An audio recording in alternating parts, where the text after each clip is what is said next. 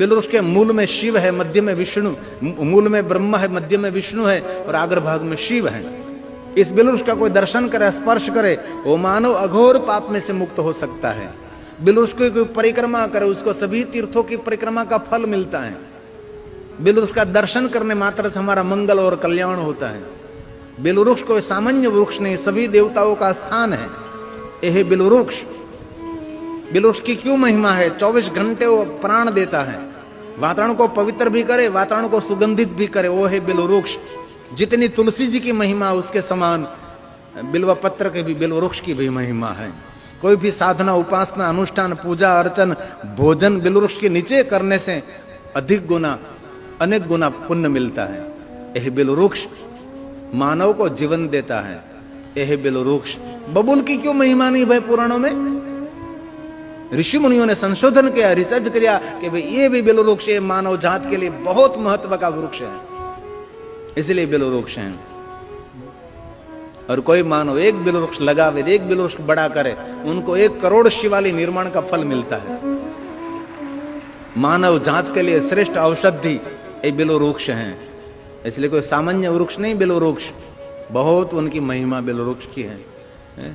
तो इसी पवित्र श्रावण मास में बिल वृक्ष प्रकट हुआ है और स्वयं शिव जी ने कहा, सुनो लक्ष्मी, इस पवित्र श्रावण मास में आपने मेरी साधना की और आपकी साधना के द्वारा बिल वृक्ष प्रकट हुआ है, इसलिए कोई पवित्र श्रावण मास में बिल वृक्ष के मेरी पूजा करे, बिल्व पत्र से मेरी पूजा करे, उसकी मैं कामना की पूर्ति करूंगा।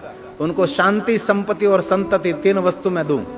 3 पंखड़े वाला बिल्व पत्र, शांति, संपत्ति और संतान, 3 वस्तु भगवान शंकर देते हैं। पवित्र श्रावण मास में बिल्व पत्र भगवान शिव जी को चढ़ावे, उन पर मैं प्रसन्न रहता हूं।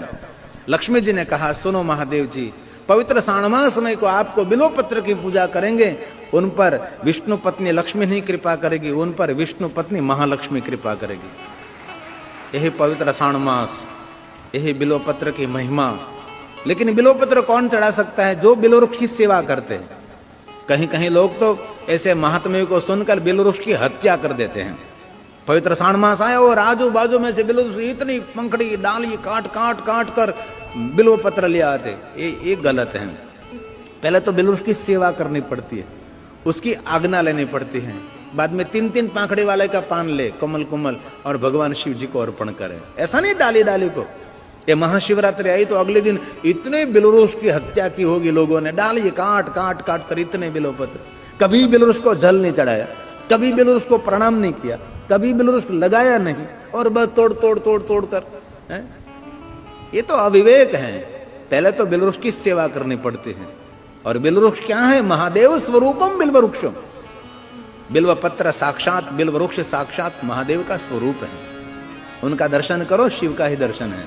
उनका दर्शन करो, ब्रह्मा का दर्शन है।